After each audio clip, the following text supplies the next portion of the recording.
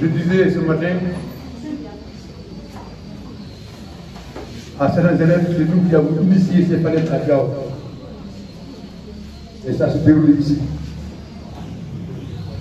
Et à l'époque, nous avons deux talents, donc merci d'être venu.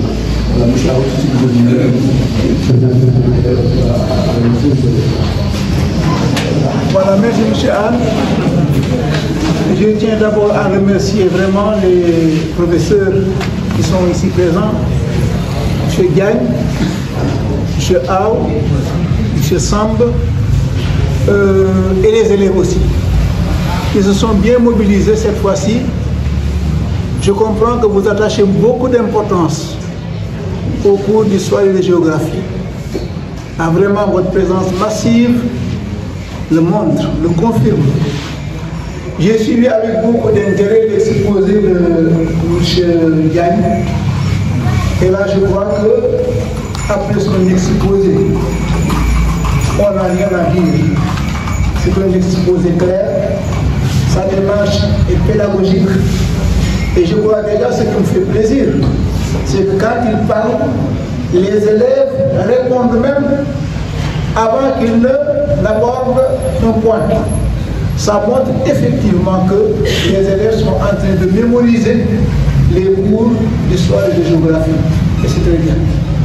Je crois que je suis tombé sur un cours sur l'ONU. C'est un sujet très intéressant. Parce que l'ONU est aujourd'hui au centre d'une grande polémique internationale. Parce que l'ONU, dès sa création, elle devait régler les problèmes du monde. Et aujourd'hui, on se rend compte qu'il y a des problèmes qui sont là. Et l'ONU est absolument incapable de régler ces problèmes-là. Est-ce qu'il faut dire que l'ONU est inutile?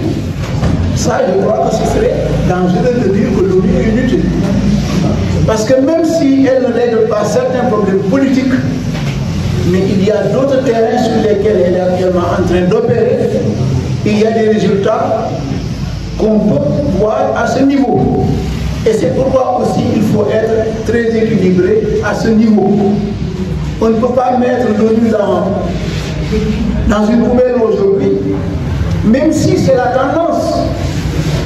Mais il faut être équilibré parce que l'ONU a encore sa place. Et je crois qu'il faut qu'on revoie encore l'ONU dans sa composition. Parce que d'abord, moi, ce qui me gêne au niveau de l'ONU, c'est vraiment le droit de veto qui est donné aux membres du Conseil de sécurité. Donc ça bloque les décisions de l'ONU. Et aujourd'hui, un seul membre du Conseil de sécurité peut s'opposer à une décision qui internationalement se justifie. Donc moi je crois aussi, sous cette optique, on doit revoir l'ONU. Ensuite aussi, le second point sur lequel je voudrais peut-être rapidement dire, c'est sur la coexistence pacifique. Il y a les grandes puissances, les États-Unis et l'URSS, qui se reconnaissent, qui n'avaient jamais voulu se mettre autour d'une table, qui se reconnaissent maintenant. Mais je crois que aussi, c'est un mariage de raison. Parce qu'il y a eu ce qu'on appelle l'équilibre de la terreur nucléaire. Les États-Unis se rendent compte que l'URSS a autant de capacités nucléaires qu'eux. Et par conséquent, mais comme tous les pays peuvent se détruire, mais ils sont obligés maintenant de s'entendre. Parce qu'au niveau international, ne vous faites pas de soucis. Les gens se soucient d'abord de leur intérêt. C'est ça leur préoccupation. Et quand ils savent que leurs intérêts sont menacés, ils sont capables de s'asseoir autour d'une table et de discuter. Donc je crois que c'est la raison de la coexistence pacifique. Ils savent qu'aujourd'hui, pendant la coexistence pacifique, mais chaque pays a peur de l'autre, crée la destruction de l'autre, et par conséquent se rapproche de l'autre. Voilà exactement ce qui justifie la coexistence pacifique. En tout cas, merci M. Diagne pour l'exposé clair. Et je profite aussi pour remercier M. Sam parce que j'ai vu vraiment les cadeaux qu'il a initiés et qu'il a donnés à ses élèves. Et je crois que vraiment ça, c'est des actes de cœur vraiment que j'apprécie à leur juste valeur. Merci en tout cas pour les professeurs.